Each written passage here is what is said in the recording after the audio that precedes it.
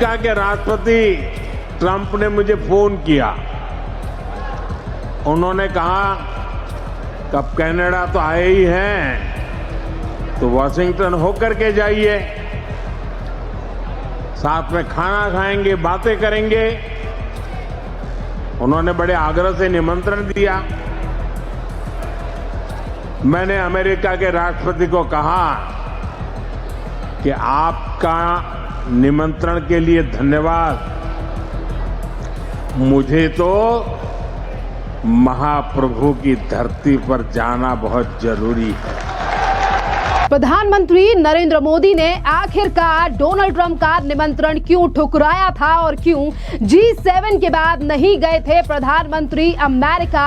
इस पर आज प्रधानमंत्री नरेंद्र मोदी ने ही कर दिया है खुद खुलासा। जी हां, जिस वक्त पाकिस्तानी आर्मी चीफ बैठा था अमेरिका की गोद में, उस समय पर भारत के प्रधानमंत्री नरेंद्र मोदी ने लिया था एक बड़ा कूटनीतिक फैसला, जिस पर अब एक बड़ा खुलासा किया गया है प्रधानमंत्री नरेंद्र मोदी के द्वारा।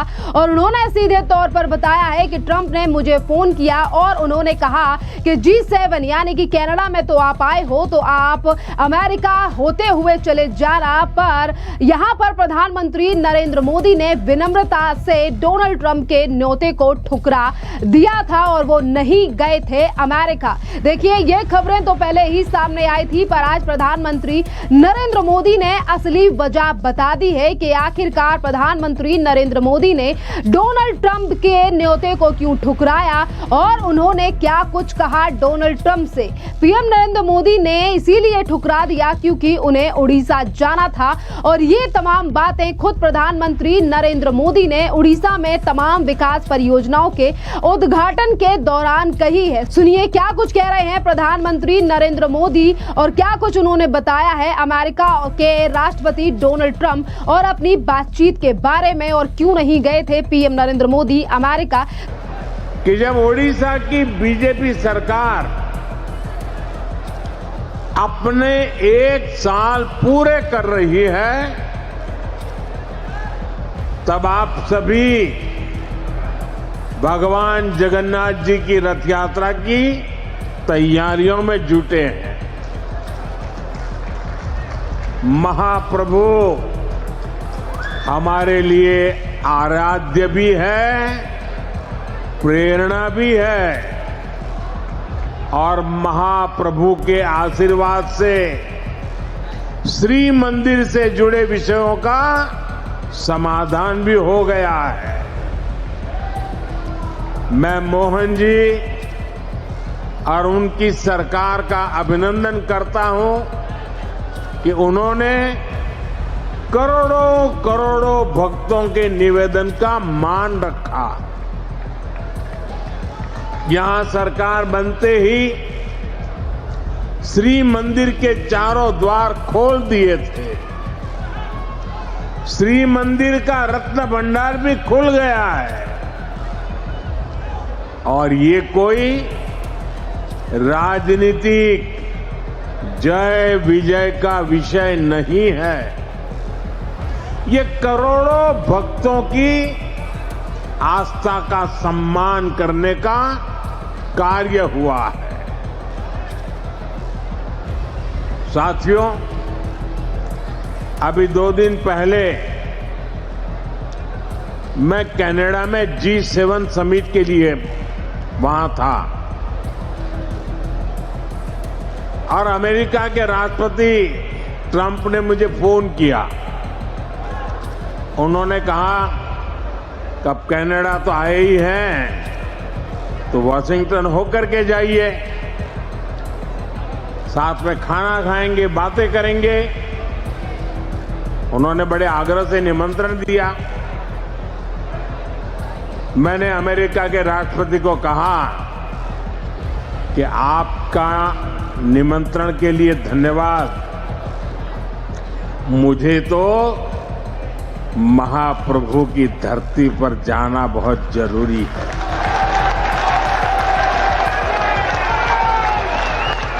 और इसलिए मैंने उनके निमंत्रण को नम्रता पूर्वक मना किया और आपका प्यार, महाप्रभु की भक्ति मुझे इस धरती पर खींच करके ले आई है। तो देखिए, आपने प्रधानमंत्री नरेंद्र मोदी का बयान सुना, जिस पर उन्होंने ना सिर्फ बात से खुलासा किया है कि वो क्यों आखिरकार अमेरिका नहीं गए थे और आखिरकार क्यों उन्होंने डोनाल्ड ट्रंप के द्वारा भेजे गए प्रस्ताव को, यानी कि जो निमंत्रण था, उसे ठुकरा दिया। तो इसी के साथ साथ उन्होंने कांग्रेस के ऊपर भी बड़ा हमला बोला कि किस तरीके से कांग्रेस के राज में, देश और तमाम राज्यों में किस तरीके से भ्रष्टाचार से लेकर तमाम चीजें रही। और इसी के साथ आपके लिए बता दें कि पिछले दिनों डोनाल्ड ट्रंप और प्रधानमंत्री नरेंद्र मोदी के बीच हुई 35 मिनट की वो बातचीत काफी ज्यादा लंबी चली, जिसको लेकर तमाम नेताओं ने सवाल भी उठाए।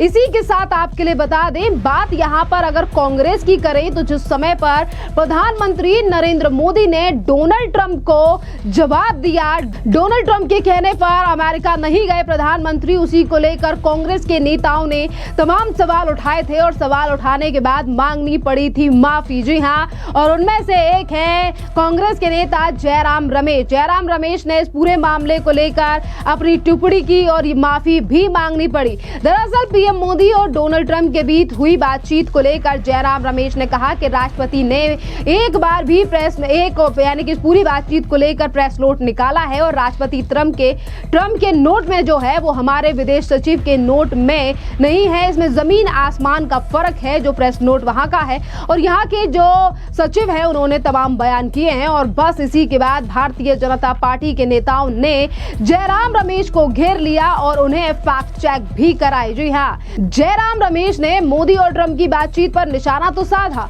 और व्हाइट हाउस का एक पोस्ट भी दिखाया। इसी पोस्ट को लेकर भारतीय जनता पार्टी के आईटी सेल के प्रमुख अमित मालविया ने जयराम रमेश को झूठा करार दिया।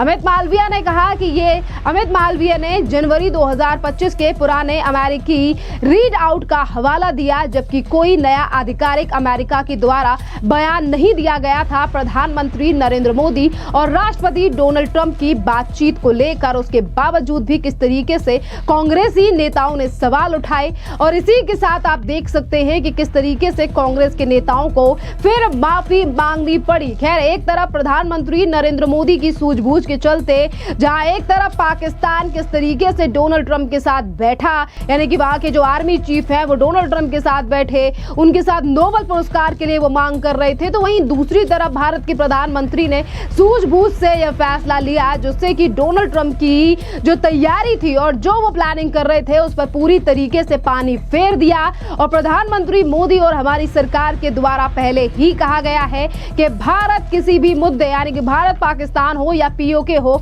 उस मुद्दे पर ना ही तो मध्यस्थता चाहता है किसी से, ना ही हमने मध्यस्थता की मांग की है और ना ही तो हम मध्यस्थता चाहेंगे आने वाले समय पर। जहां एक तरफ लगातार भारत पाकिस्तान के सीज फायर को लेकर डोनाल्ड ट्रंप चाह रहे थे कि उन्हें क्रेडिट मिले और वो लगातार जिक्र भी कर रहे थे और उनकी यही बात थी कि कहीं ना कहीं पाकिस्तान के, यानी कि आर्मी चीफ को अगर मैंने बुलाया है तो यहाँ पर प्रधानमंत्री मोदी को भी होना चाहिए। प्रधानमंत्री मोदी ने इन तमाम चीजों को पहले ही आते देख और भांप लिया था और इसीलिए वो नहीं गए थे ट्रंप के बुलाने पर। और प्रधानमंत्री नरेंद्र मोदी ने बताया भी है कि उन्हें उड़ीसा आना था, इसीलिए उन्होंने राष्ट्रपति डोनाल्ड ट्रंप के द्वारा निमंत्रण जो दिया गया था उसे ठुकरा दिया है। इसी के साथ आपके लिए बता दें कि प्रधानमंत्री नरेंद्र मोदी ने उड़ीसा में कई करोड़ की विकास परियोजनाओं का उद्घाटन किया है और इसी दौरान उन्होंने जो बयान आप पहले ही सुन चुके हैं, जिसमें कांग्रेस के कार्यकाल को लेकर भी उन्होंने उल्लेख किया कि पहले किस तरीके के विकास हुआ करते थे, भ्रष्टाचार हुआ करते थे, पर आज किस तरीके से भारत में काम हो रहा है और जिसमें तमाम राज्यों का विकास भी शामिल है।